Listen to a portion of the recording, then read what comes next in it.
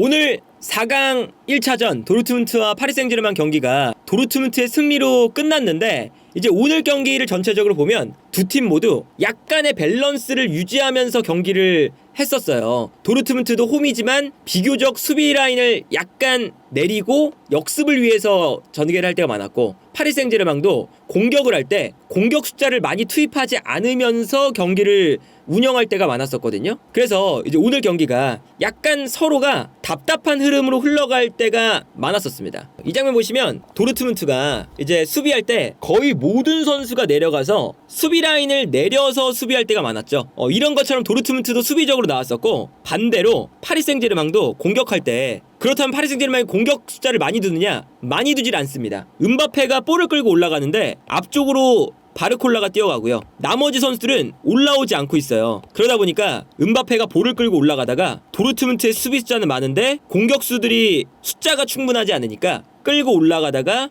백패스를 주는 걸 볼 수가 있었죠. 이런 것처럼 서로 약간은 밸런스적인 측면을 고려한 경기 운영을 했었다.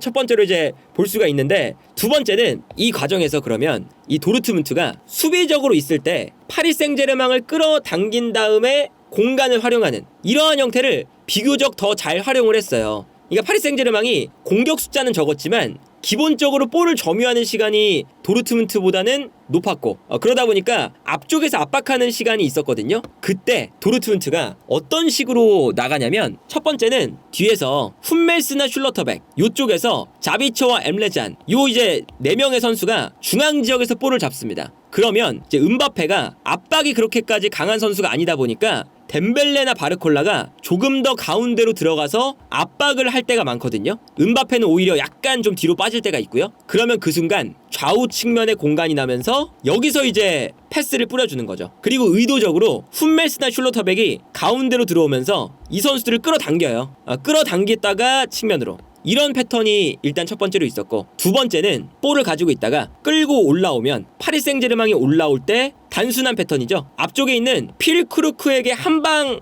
뻥 차는 형태입니다. 근데 필크루크가 볼을 잡을 때 워낙에 필크루크의 제공권이나 피지컬이 좋으니까 필크루크가 볼을 받아서 아데에미, 산초, 그리고 올라오는 브란트라던가 자비처 이런 선수들한테 볼 배급이 되면서 여기서부터 공격을 시작하는. 그런데 이렇게 되면 파리 생제르맹은 압박을 하다가 필크루크가 볼을 받는 순간 브란트, 자비처, 산초 이렇게 올라가는 선수들의 움직임을 순간적으로 놓칠 때가 있었어요. 그래서 이런 방식으로 오늘 경기 이제 도르트문트가 오히려 수비적으로 있다가 본인들의 홈이지만 파리 생제르맹이 올라오는 걸 끌어당긴 다음에 공격하는 이러한 형태가 있었거든요.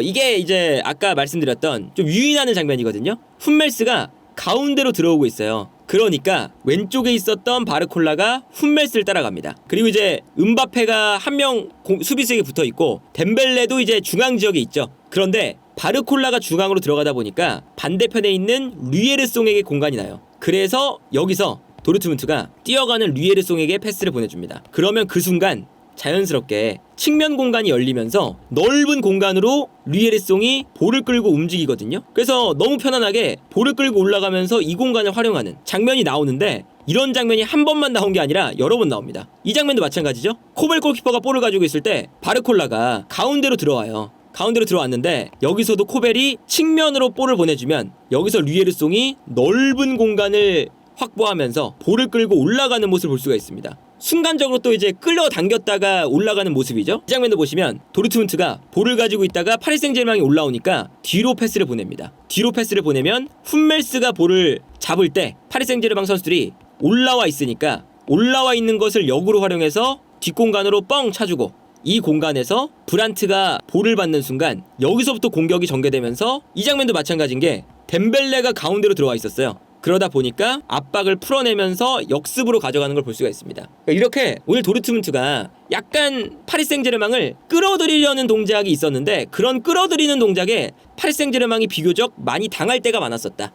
그리고 이제 이런 이제 끌어당기는 동작에서 가장 중요한 선수가 필크루크죠. 이 장면 보시면 슐로터백이 볼을 가지고 있을 때 이 장면도 역시나 파리 생제르맹 선수들이 올라와서 압박을 하기 시작합니다. 그런데 여기서 크게 생각하지 않고 앞으로 뻥 차줘요. 그러면 앞쪽에서 필크루크가 볼을 받아주고 필크루크가 볼을 받는 순간 많은 선수가 올라오죠. 브란트, 자비처, 산초, 아데예미 많은 선수가 올라와요. 그러면 필크루크가 여기서 떨어뜨려주기만 하면 여기서부터 역습이 전개가 되는 거죠. 뭐 매우 간단한 전략인데 이런 전략을 사실 필크루크가 있기 때문에 가능한 거거든요. 그리고 이제 여기에 더해서 오늘 그 좋았던 선수가 자비처입니다. 자비처. 그러니까 이 자비처의 움직임이 기본적으로는 미드필더와 공격형 미드필더를 오가는 역할이에요. 맨유에서 이제 뛸 때도 이런 역할 많이 맡았죠. 그러다 보니까 수비 라인으로 내려와서 빌드업을 도와줄 때는 밑에서 플레이하는데 중원 싸움을 도와주는데 중원 싸움 도와주다가도 공격으로 올라가는 순간 브란트가 약간 왼쪽, 자비처가 오른쪽으로 뛰기 시작합니다. 그래서 공격 숫자를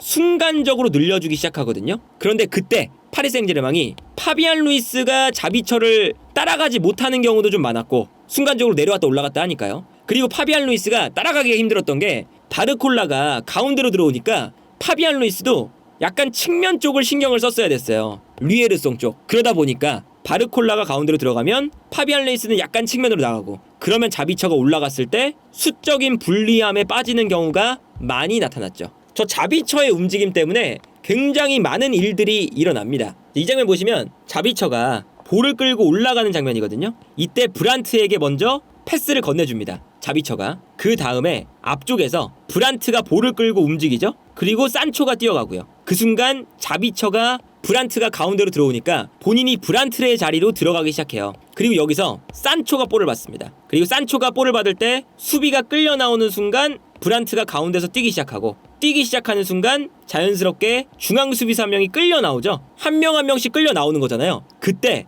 자비처가 올라가고 있다가 브란트가 수비를 끌어당기는 걸 보고 이 공간으로 뛰기 시작합니다. 자비처의 움직임을 파비안 루이스가 원래는 막아줘야 되는데 파비안 루이스가 뭐하고 있냐면 그 전 장면에서 측면 지역으로 올라가서 압박을 하고 있었어요. 왜 그러냐? 바르콜라가 약간 가운데 지역으로 들어가서 압박을 하다 보니까 측면 지역을 파비안 루이스가 커버를 해줘야 되는 거죠. 그러다 보니까 자비처가 이때 산초가 수비를 한 명 끌어내고 그리고 브란트가 수비를 한 명 떡 끌어낼 때 이때 요 공간으로 자비처가 뛰는데 파비안 루이스가 자비처를 못 따라갑니다. 그리고 여기에 더해서 비티냐와 에메리도 자비처의 움직임을 놓쳤죠. 그래서 이 뒷공간으로 패스가 들어가고 패스가 들어가는 순간 자비처가 결정적인 찬스를 맞이하는 것을 볼 수가 있었습니다.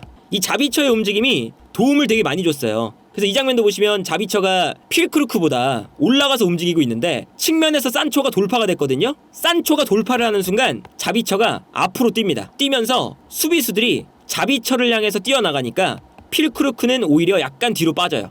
그래서 이게 다른 각도로 보면 자비처가 앞으로 뛰면서 수비수들이 모두 자비처를 향해 달려가고 이때 필크루크는 오히려 뒤로 빠지면서 컷백을 받을 수 있는 위치에 있습니다. 이 장면에서 사실상 경기를 끝낼 뻔했죠. 필크루크가 이걸 놓쳤지만 이런 장면들이 자비처 때문에 나왔다. 그래서 골 장면도 보시면요, 자비처의 움직임이 매우 중요합니다. 아까처럼 이제 후방에서 이제 슬로터백이 볼을 가지고 있을 때 파리 생제르맹이 끌려 올라오고 있어요. 그러니까 이게 아까 보여드렸던 도르트문트가 파리 생제르맹을 끌어당긴다는 거죠. 그래서 끌어당겼을 때 어떤 움직임이 있냐? 앞쪽에서 자비처가 또 올라가서 계속 이제 수비 라인 사이사이에 들어가 있어요. 그리고 이때 내려가서 볼을 받으려는 움직임을 가져갑니다. 그러니까 옆에 있었던 파비안 루이스가 자비처를 따라가거든요. 그래서 이 다음 장을 보면 순간적으로 자비처가 내려갈 때 파비안 루이스가 자비처를 따라가니까 그 뒷공간으로 필크루크가 뛰어가기 시작합니다. 그리고 슐로터백이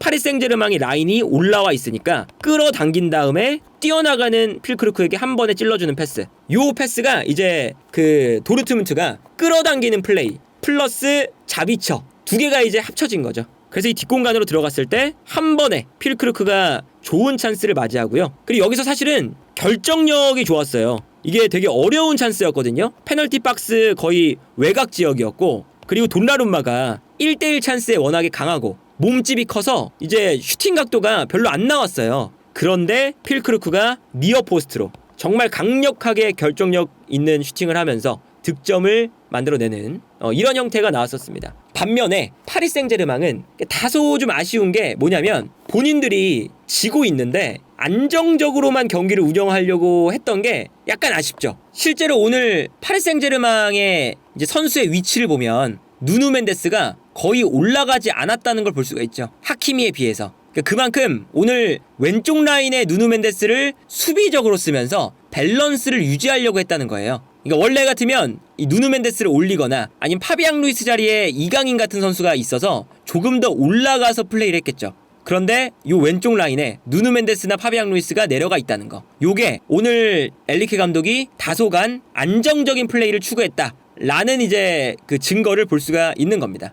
오늘 교체를 보면 베랄두는 리카르란데스가 부상당했기 때문에 나왔으니까 전술적인 교체라고 할 수가 없고요. 오늘 교체가 무안이 딱 한 명이었어요. 바르콜라를 빼고 무안이. 근데 다른 선수들을 교체를 안 했습니다. 하무스가 폼이 좋은데 왜 무안이냐?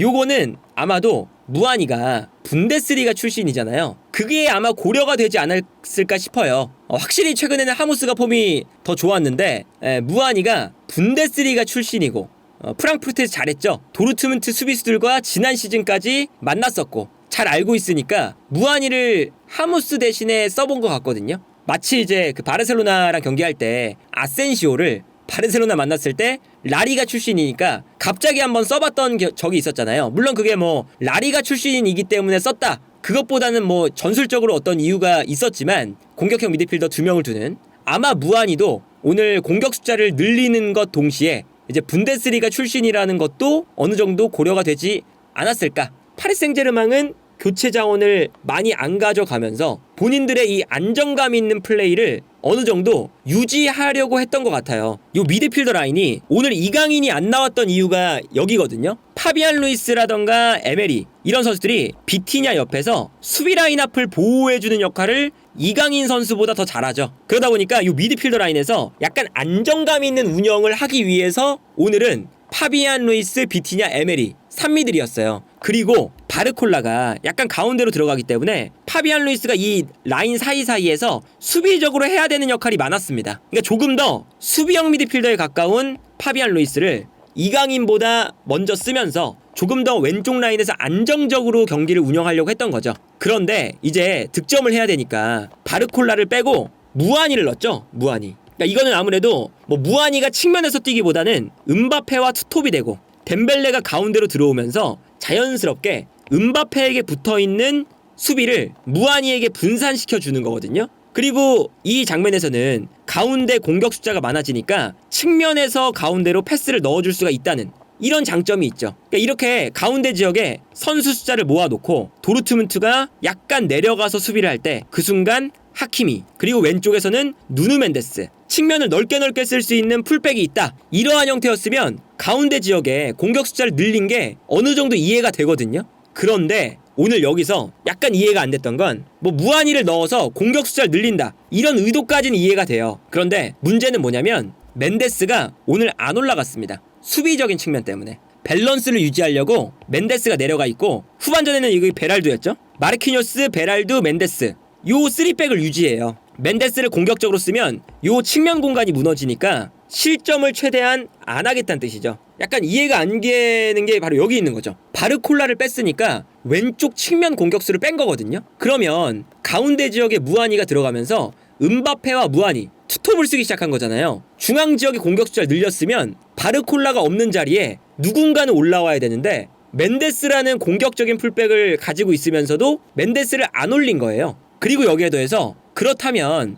파비안 루이스 대신에 이강인이라도 투입을 해서 이강인이 미드필더 라인에 있다가 측면으로 빠져주면서 여기서 크로스를 올린다, 이러면은 또 어느 정도 이해가 되죠. 그런데 이강인도 안 나오고 파비안 루이스를 계속 이제 90분 내내 기용을 합니다. 안정감 때문에 미드필더 싸움에서 밀리면 안 되니까.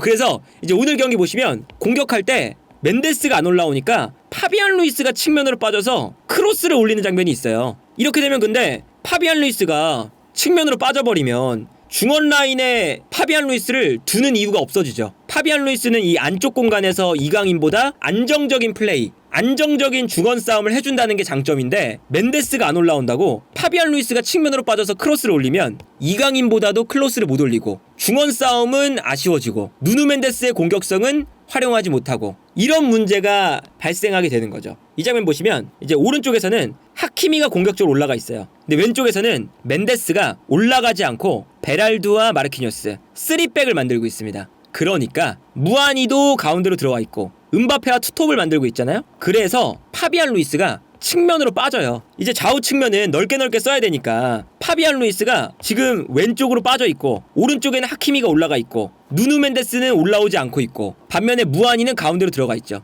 이렇게 되면 파비안 루이스를 수비적으로 기용하는 이유가 없어지는 거죠. 차라리 파비안 루이스를 가운데 두면서 중원 싸움을 하게 만들고 그리고 파비안 루이스가 가운데 있으면 누누 멘데스가 올라오면서 누누 멘데스의 공격성을 살리거나 요게 됐어야 되는데 파비안 루이스를 기용한 이유 안정성 그리고 파비안 루이스를 마지막까지 남겨둔 이유 미드필더 라인의 조금 더 안정적인 플레이 이거는 어느 정도 이해가 되는 선택입니다. 그러니까 파비안 루이스는 그 도르트문트 원정이니까 엘리케 감독이 안정적으로 경기를 운영할 때 이강인보다 파비안 루이스를 선호하거든요. 그래서 파비안 루이스의 기용이 이해가 되는 측면이 있어요.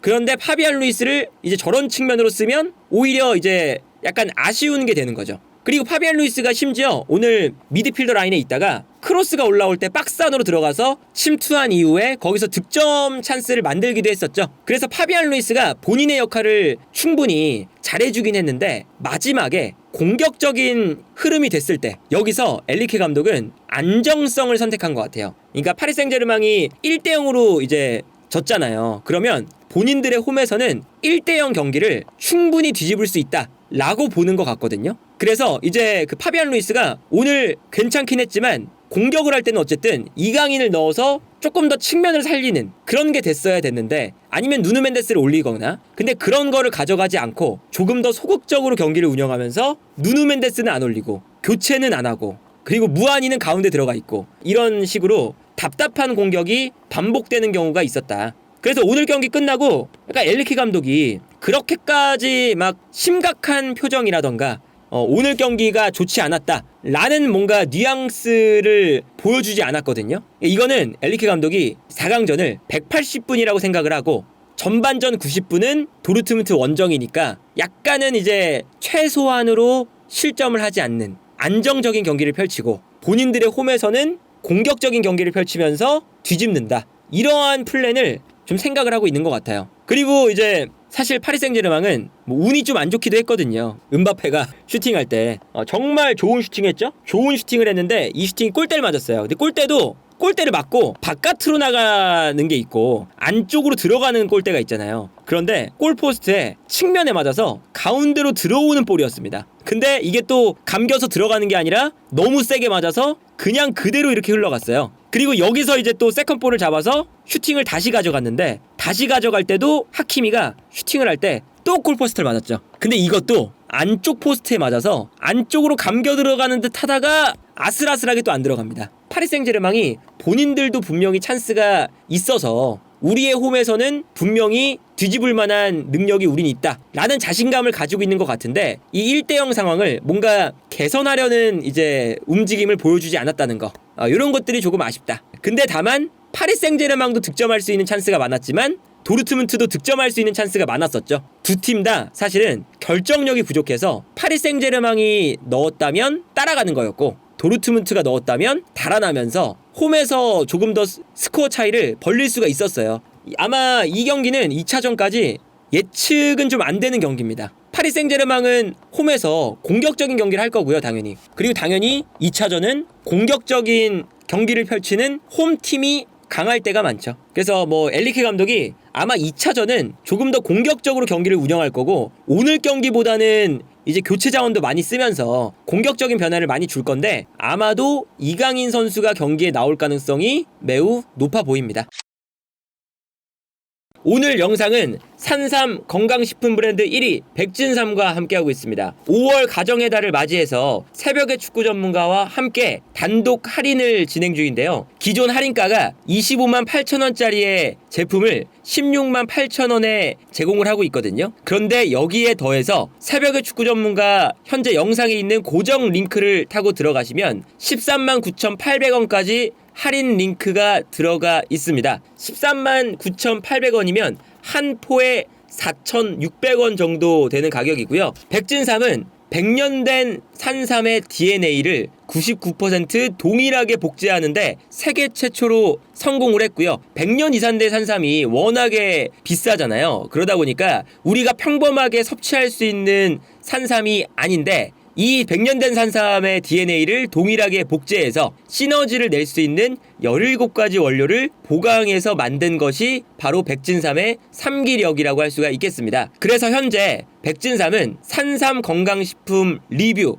네이버 쇼핑이라던가 쿠팡처럼 큰 플랫폼에서도 단연 1위를 달리고 있는 제품이고요. 확실히 100년 된 산삼의 DNA를 복제하다 보니까 이 제품 자체가 워낙에 좋은 성분이 많이 들어있어서 전체적으로 건강 증진이 필요하시다거나 다른 건강 관련 식품을 드시고 만족을 못하셨거나 체력 관리가 필요하시다거나 특히나 최근에 기력이 딸리신다거나 저도 확실히 백진삼을 약간 컨디션이 떨어졌을 때 복용을 가끔 하는데 먹으면 확실히 몸 상태가 올라오는 게 느껴지는 아주 좋은 제품이거든요. 그래서 5월 가정의 달 특별 할인이 들어가고 있으니까 부모님이라던가 소중하신 분들에게 특별한 선물을 좋은 가격에 하시면 좋을 것 같고요. 백진삼 자체가 2006년 월드컵을 후원할 정도로 정말 확실하게 보장되어 있는 제품이라서 구매평도 6,000개 이상 넘게 달려있는 제품입니다. 여러가지 리뷰가 달려있어요. 그래서 리뷰도 꼼꼼하게 확인하시고 제품에 대한 효과를 확실하게 확인해보신 이후에 구매하시면 좋을 것 같습니다. 아마 5월달 내내 계속 새벽의 축구 전문가 단독 할인 링크가 열려 있을 텐데 고정 댓글로만 들어가서 구매하실 수가 있거든요. 139,800원에 좋은 가격에 구매를 잘 하셨으면 좋겠습니다.